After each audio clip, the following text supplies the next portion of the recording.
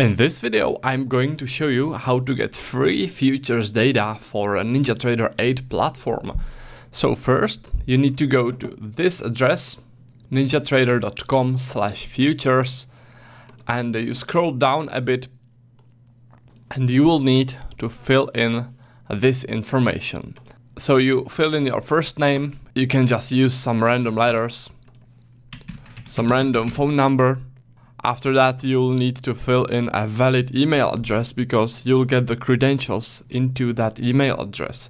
So I'll use, for example, this email, which I generated in this address. It's 10minuteemail.net. It's an email that will last only 10 minutes. After that, it will expire. You can get unlimited amounts of emails there, so it's pretty handy. There are a lot of services like that. You just Google 10-minute email and it will give you many sites like this one. So anyways, you fill in the email. After that, you select the country, for example, the United States. I don't think it really matters. I never had problems when I selected the United States. Then you said that you are not a robot and you press this button. Hopefully, in a few short moments, we will get email with our credentials. So let's wait and see. You will receive 2 emails. The first one doesn't have the username and the password, but this one does. So you open it. This is the username that you will need, and this is the password that you will need. So you open NinjaTrader. As you can see, I'm currently connected to the FXCM data, but I'm not connected to futures data. So in order to connect to futures data, you go to connections, you go to configure, and then from this available list of connections, you select continuum, you double click it, and it will appear at this configured connections.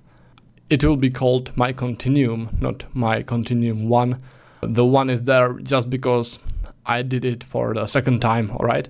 So anyways, you can rename the connection name. So let me call it futures. I prefer to connect on startup, so I don't need to do it manually. And then I need to fill in the username from the email. So this is the username. This is the password from the email. And you are all set to go. You click apply. Okay. And the next time you start NinjaTrader, it will automatically connect to this futures data. Right now we can connect to it manually. We go to connections and you click futures. We are connecting, and now we are connected. So now we have data for all these instruments, for all these futures that you can see there in the instrument list. Unfortunately, this data will expire in around 2 or 3 weeks because it's only demo data. And for that reason, you will need to renew the data. So you will need to go to this site again, ninjatrader.com/futures, and you will need to create a new connection.